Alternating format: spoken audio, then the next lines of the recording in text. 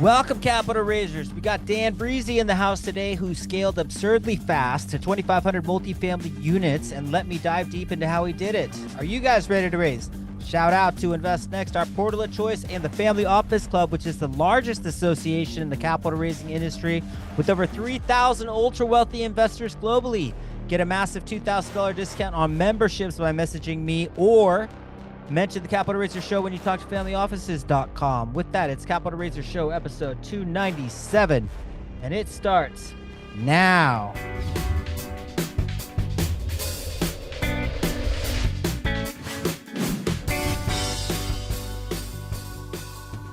Rock and roll. I got Dan Brisse on the Capital Raiser Show. What's up, brother?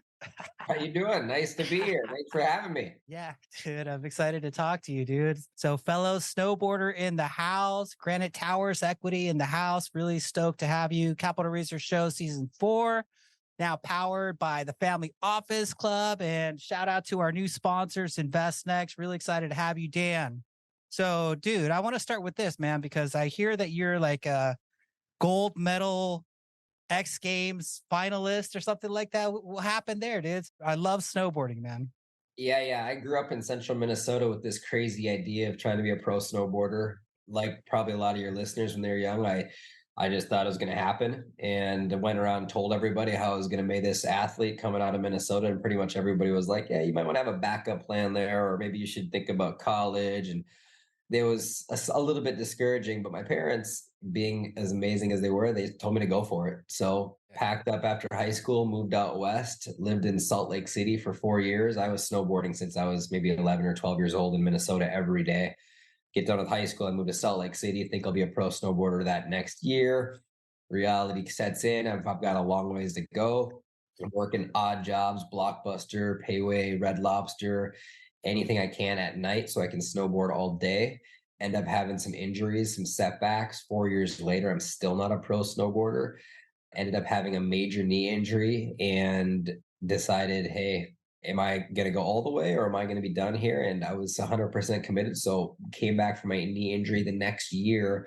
My friend drove me to Aspen, Colorado. He paid for my entry fee, paid for the gas. I was pretty much a broke kid. Paid for me to get in the contest, and I won. And that was the first contest I won in What? Colorado. Yeah, First contest?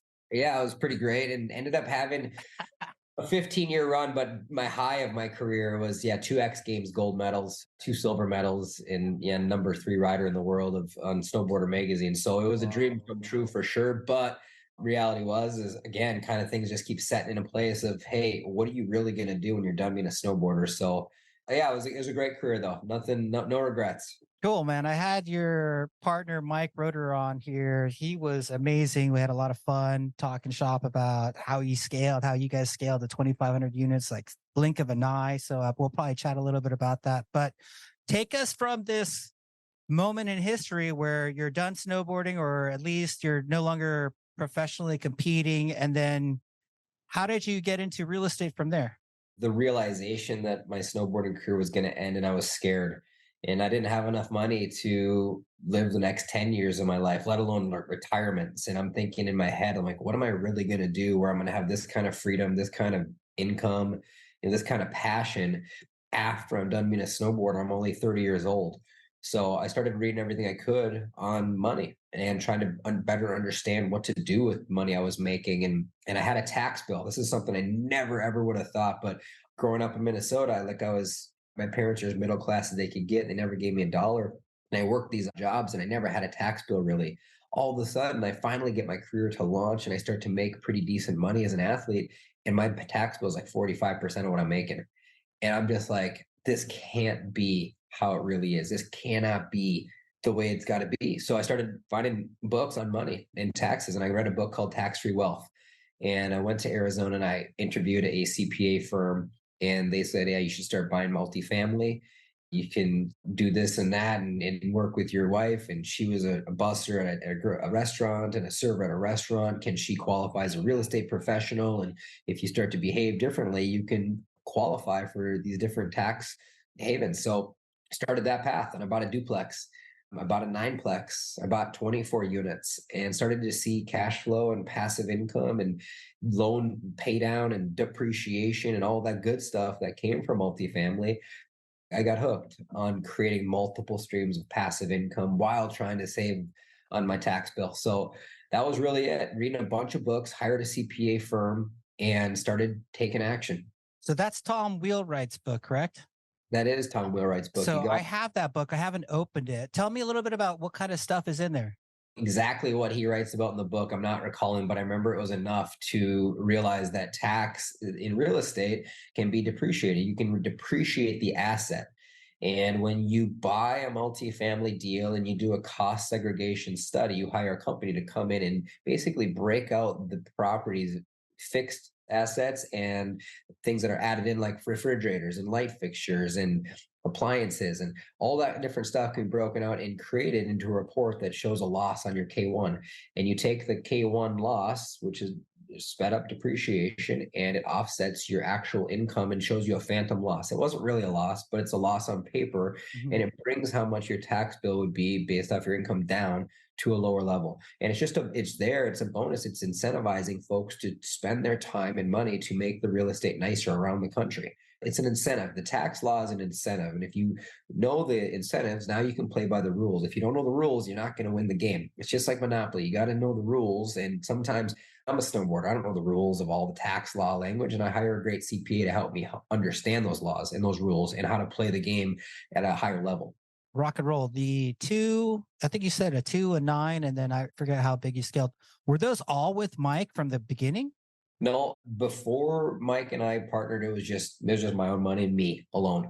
So I bought a duplex and then the nineplex and then the 24 unit deal. And then he was buying single family homes, and we've been close for a long time. And I suggested we bought a deal together, and we ended up buying an apartment together. And then that was the beginning. And that was in 2015. We bought a 28 unit deal together. Okay, so how about we backtrack from the get-go? I think the duplex is pretty self-explanatory. You had some cash, you put it as a down payment, you purchased it.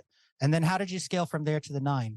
Nineplex was only in 2012 when I bought it. It was only like $250,000. So I bought it on my own. I think I put 65 grand down, hired a property management company to manage both of for me while I was snowboarding.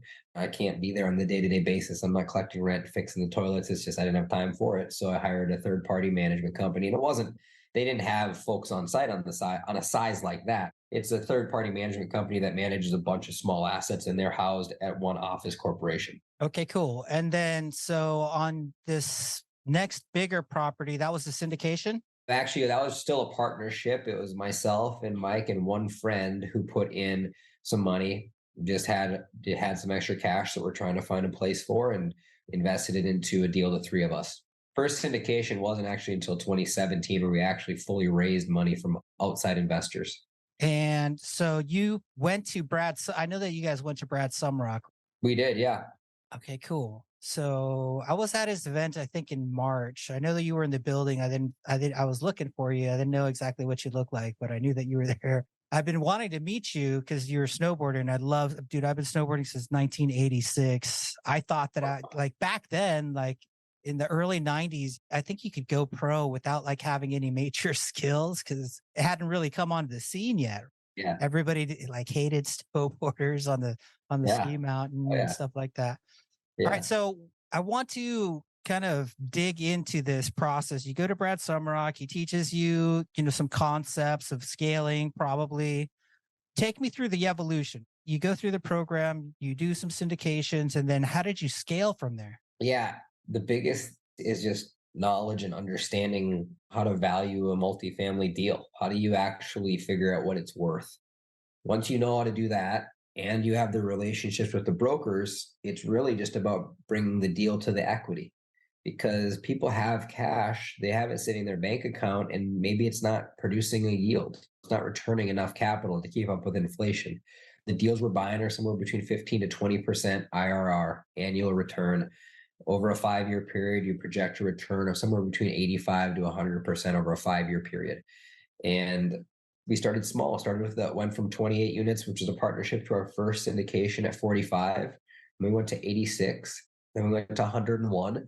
And You get to figure out how to underwrite a deal. Once you know how to underwrite a deal and you have the relationship with the brokers, you make an offer on the deal. And as long as your offer is a fair offer, now you're buying the deal. Now you're just showing your investors what the deal is and why you like the deal. And ideally, they agree with what you found and believe what you're saying and say, yeah, let's go together. And then they invest and you all own as a group. You make it sound really simple. I don't know that there's a lot of people on my show that scale quick. I've seen it happen. I've seen young kids do it. I've seen old people do it. I've seen ladies, all kinds of ethnic backgrounds. They all get into syndication. I don't know that everybody scales at the level that you have, though. So I kind of want to dive a little bit deeper into the whole capital raising process because I think you guys had a pretty solid understanding of finding deals and meeting brokers and underwriting. But then the equity, I think that's the whole purpose of this show is to discover and explore like what do you say to people? How do you convince them? What kind of conviction? Like, because I don't know that everybody has such an easy time raising capital as you make it sound. Yeah, we're not ever trying to convince anybody that they should invest in our deal because I personally don't think you want to come across as the selling people and saying you really should do this deal and here's why, blah, blah. It's more of here's the data we found, and the data should support what you're doing. So for a deal like we're buying now in Dallas, it's only 124 units, but it's in a submarket that we know very well. Our other properties are within 4 miles of this deal. We know what the comps are doing, the competitors. So, hey, what are the competitors' rents at right now? You can only do what you can do to a multifamily deal based on the submarket. And every submarket's different. So they might say real estate right now is in a really tough spot. Well, I'd have to ask you, where are you talking about? What asset class are you buying? Is it storage, office, retail? Is it multifamily? And then if it's multifamily, is it A class? Is it B class? Is it C class? And what we really like is workforce housing, B and C class apartments. And our base goal with everything we're buying is first and foremost is cash flow. So if we can figure out what the competitors are doing, we can verify what their rents are, and we can verify what their finishes are like, interior and exterior. What are their kitchens like? What are their bathrooms like? What are their rents like? What's their amenities like? What's their office staff like? And you figure that information out. Now you can see what you're able to do with the property you're buying. You're able to figure out, hey, if we do X, Y, and Z, we're going to be better than the comps. And if we're better than the comps, we should be able to get close to what they're getting for rent. So if you can figure that information out, which is anyone can do, and then you go to Fannie Mae and Freddie Mac, get the debt figured out. Their debt's very simple, 65% loan to value. The interest rate is what it is. You get a few years of IO, non-recourse debt, you take that. And then you figure out what your expenses are going to be because you got income minus expenses. And once you figure out what your expenses are going to be, based off of your other portfolio, your management company, now you got your net operating income. And once you got your net operating income, which is the most important number you're going to have in multifamily, now you're in a place of cash flow or you're not. You take your debt away from that. Do you have cash flow or not? And if you've got cash flow based off of what you're doing, based on the market, what's your cash flow like? And if there's enough cash flow there, most people are like, yeah, I'd love to have extra passive income. I want multiple streams of income. That's all we're doing is we're just showing people this is the deal we're buying. Here's how the comps compete compared to us. Here's how we're going to compete based off our CapEx. Here's the debt. Here's our expenses. Here's our net operating income. Here's our projected returns. So that's really the way of doing it. And always our money is there in the deal. I think a lot too is portrayed on how you feel and how you come across with what you're doing. You come across with certainty of what you're doing. What's your track record been like? If you're trying to raise money, the best way you can do it is get your investors in that first deal and then overperform. If you get to, which we've had a lot of deals far overperform. So once you have deals that are far overperforming, it's easier now to go back to those investors and they're going to probably go talk to a few of their friends and saying, hey, I got this guy named Dan. He's been buying apartments for the last decade. Here's what they did on this last deal. It's done. Like it's over. You should take a look at his stuff or their stuff. Mike, same thing. Mike, hey, Mike, I got this guy, Mike. He's been buying these deals. Here's what he did for me. So if you do a great job, people are going to talk. If you do a bad job, people are going to talk. So that's the part of Mhm. this business where you've got to know what you're doing and you just do your dang best with educating yourself. And it doesn't mean we didn't make mistakes. It does not mean that. It does not mean you're not going to have challenges. That there are challenges that constantly are coming up. There's challenges right now. Everyone knows about interest rates went through the moon. It's more about how do you handle and address the problem at the time and how do you pivot to make sure that you don't have those problems happen again.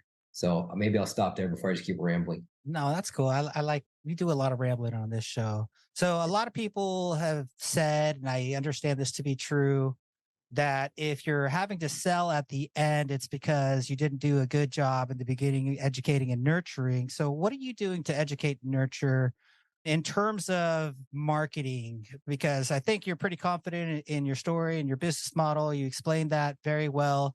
What are you doing? Is it like, are you just getting more and more referrals? And if so, like, are you asking for them, or are you just letting people naturally, organically tell people about you? Like, what are you doing to educate? Because I noticed I went onto your LinkedIn today and like you haven't posted anything in multiple months. So, what are you doing to get the message out to new people? Yeah, I don't use LinkedIn enough. I was talking to a gentleman the other day at a Tony Robbins event, Business Mastery, and he's like, "Are you on LinkedIn?" I'm like, "I don't really know if I am." So the way we are getting our business out is we have a podcast called Keeping It Real Estate.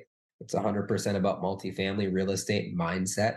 We produce one episode a week on that and push it as hard as we can on social media because I think we got really great content there. So if you're looking for a podcast, basics of multifamily, keeping it real estate, we send out a weekly newsletter to our entire investor database about what we're seeing in the market.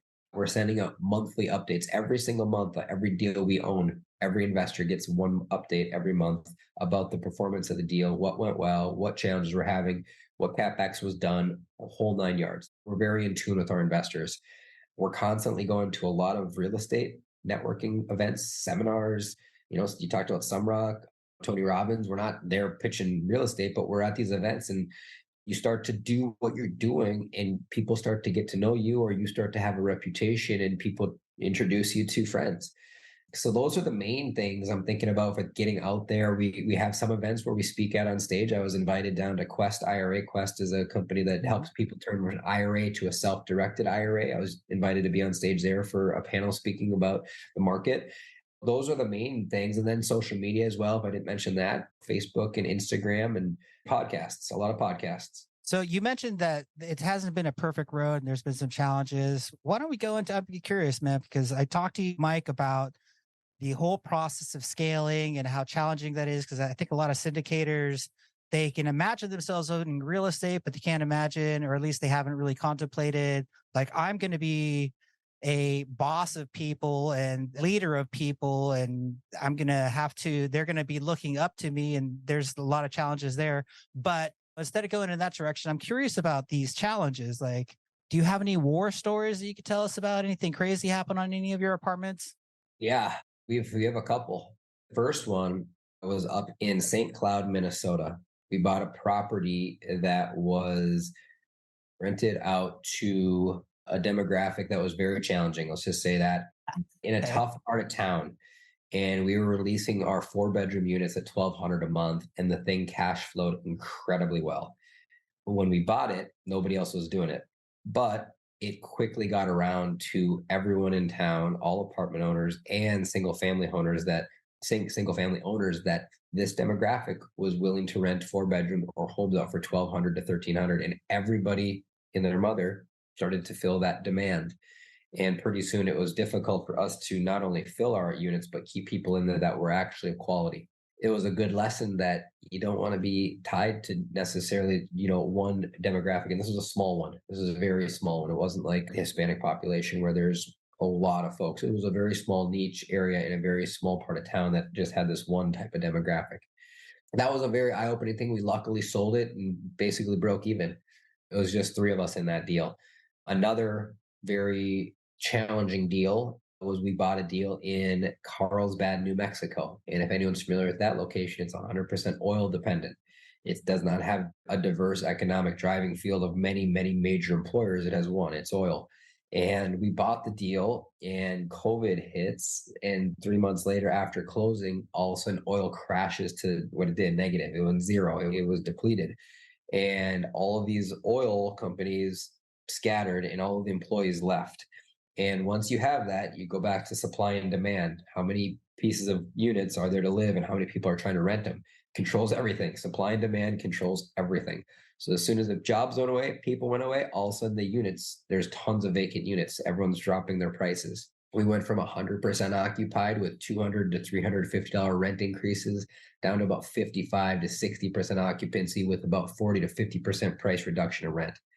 Never did a capital call on the deal. And now, luckily, the market is coming back with a vengeance. And I actually just got off that weekly call with that management firm. We still own the deal. We bought it in March of 2020, I think it was, or it's right around there. I think that's right when COVID hit. Mm-hmm.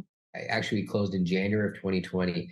And by March, COVID hit, I think is when it was. But now the oil market is doing well again. And when these markets are volatile like this one, you have major swings down and major swings up.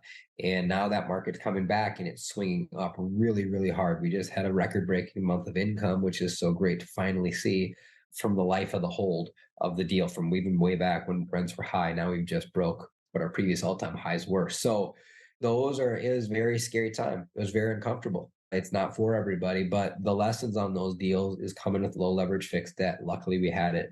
Coming with a lot of extra cash. Luckily, we had it. If you're going to buy deals and you're going to finance your CapEx, be cautious because these lenders are very, very strict on what they want you to spend that money on. And sometimes markets change, like you have with COVID. Luckily, our CapEx was not financed. It was unfinanced rehab. So it gives you more flexibility to be able to make different decisions and not have to spend the money on those different value add plays. So those are just two that come to the top of my mind. And I'm sure there's others. Any lessons that you would give yourself, an earlier version of yourself, besides what you're talking about here? Yeah, biggest lessons, and this is just me. This isn't saying this is gospel to everybody in multifamily or in real estate investing, but for me, it's just low leverage fixed debt. If you can buy a deal with low leverage fixed debt, you can weather pretty much any storm as long as you've got runway and cash flow. Just resolve to cash flow. Get to a place where you've got passive income every month, no matter what. And if you've got that, you're going to likely do well over the long period of time because the dollar is not going up in value.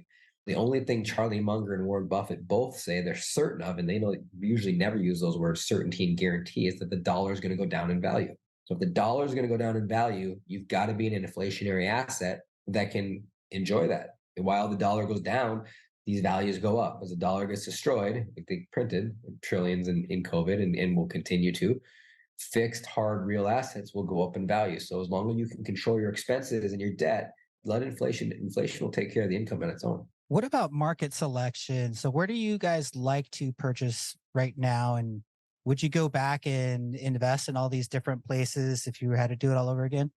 No, great question. I would not. I would pick one or two markets and I would become an expert in those two markets. We're in Dallas and we're in Nashville. Those are our two markets. We're not looking anywhere else.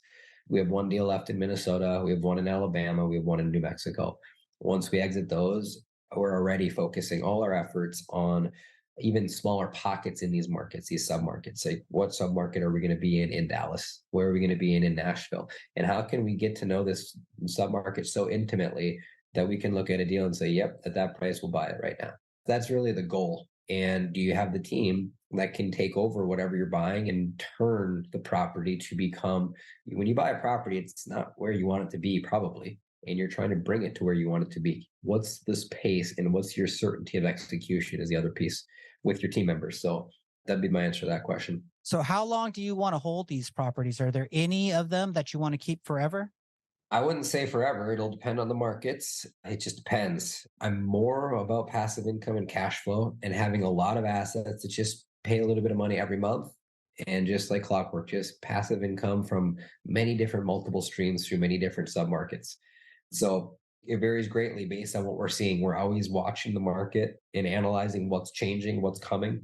The thing you don't want to be in is in a force to sell. You don't want to be forced to sell. That's why you come back to low leverage fixed debt.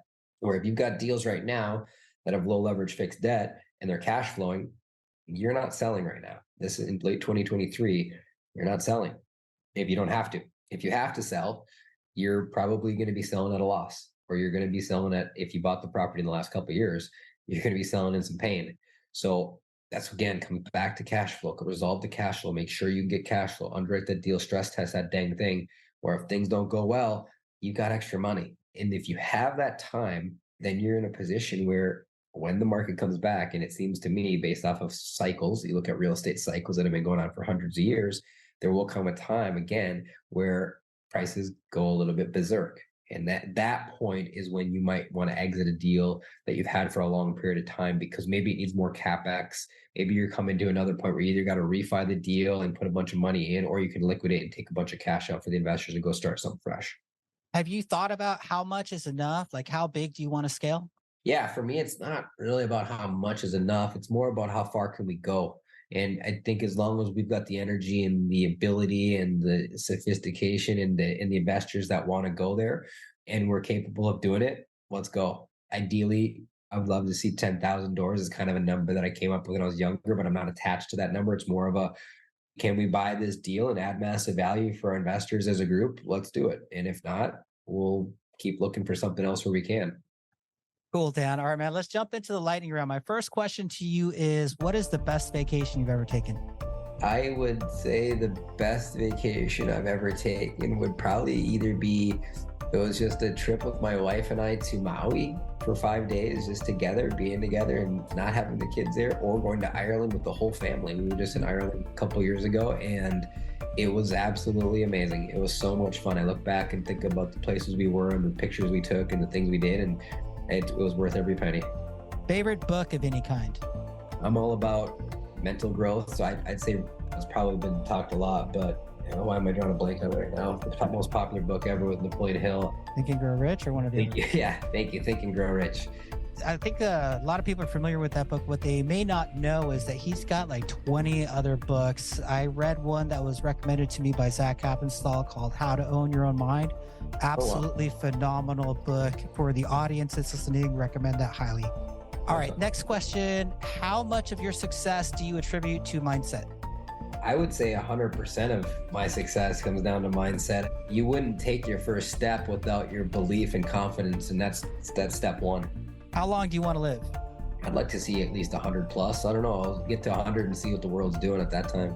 All right, short answer on this. Best way to raise capital from your perspective? Do what you say you're going to do to add value for investors.